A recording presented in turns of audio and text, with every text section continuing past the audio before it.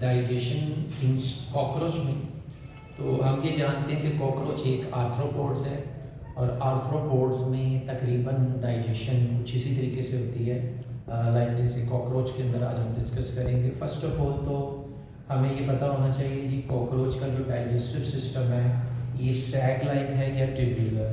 तो ये जो डाइजेस्टिव सिस्टम है इसको हम कहते हैं tubular digestive system, tubular digestive system. अच्छा स्टूडेंट्स याद रखिएगा, ट्यूब्यूलर डाइजेस्टिव सिस्टम ऐसा सिस्टम होता है जिसमें हमने ये पढ़ा अपने प्रीवियस टॉपिक्स में भी कि ये जो पूरा प्रोसेस है डाइजेशन का या न्यूट्रिशन का, इसमें पहला जो स्टेप होता है वो होता है इंजेशन।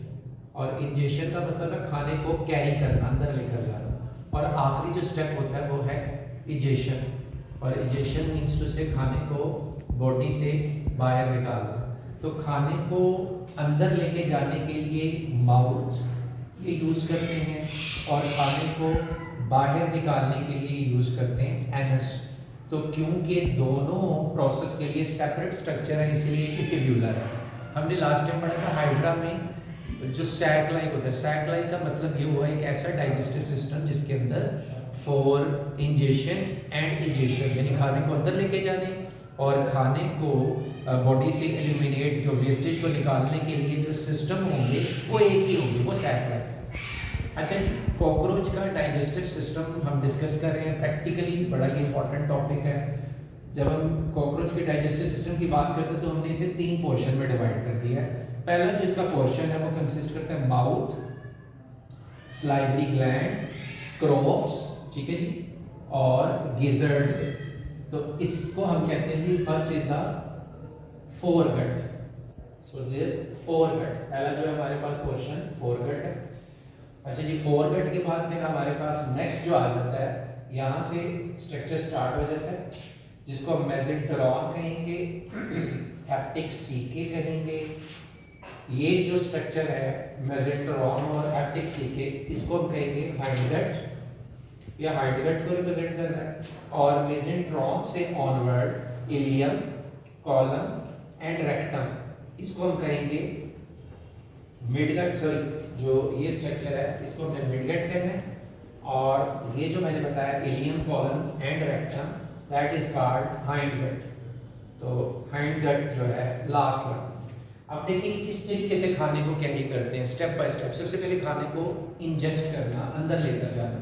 तो माउथ से जो फूड है उसको कैरी करते हैं और फूड को माउथ में जब ये कैरी करते हैं जैसे स्मॉल हर्ब्स को, तो इनके जो मैंडिबल्स होते हैं, मैंडिबल्स कहते हैं ये जो नीचे वाला जबड़ा है, तो इनका जो नीचे वाला जबड़ा है कॉकरोच का वो उस खाने को छोटे छोटे पीसेस में चेंज करेगा।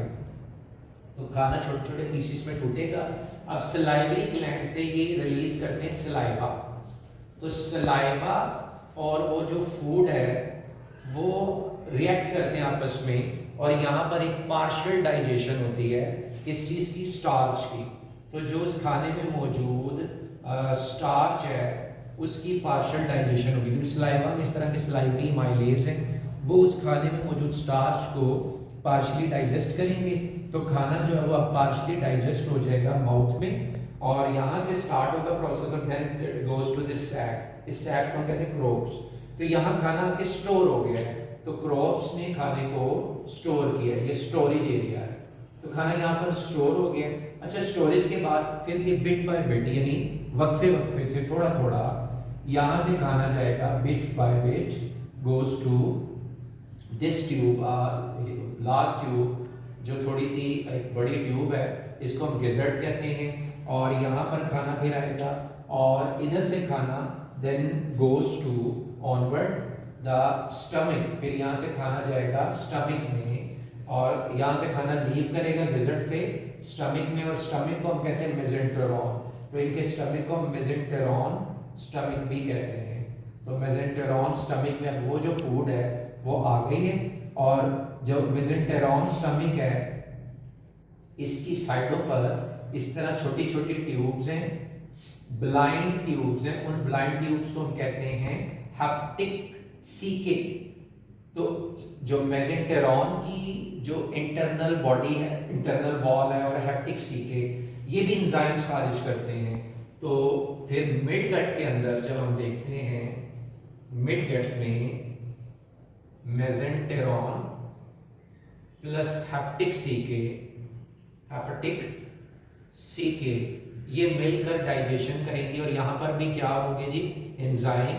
तो एंजाइम्स बाकायदा तौर पे वो जो पार्शियल डाइजेस्टेड फूड थी उसकी कंप्लीट क्या करते हैं, डाइजेशन करते हैं। तो इधर डाइजेशन का अमल ऑलमोस्ट डन हो जाएगा।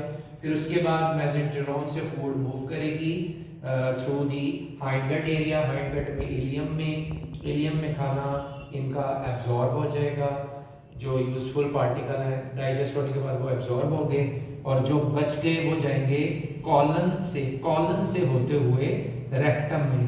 तो रेक्टम एक स्टोरेज एरिया है, फूड फिर यहाँ आके स्टोर हो जाएगी और थ्रू एनएस ये उस फूड को बाहर निकाल देते हैं। तो हाइंड गट के अंदर जो इलियम में खाना एब्जॉर्ब होगा, कॉलन में भी कुछ एब्जॉर्प्शन होती है वाटर लाइक, ये टेरिस्टल है तो पानी को कोशिश करते हैं बचाना।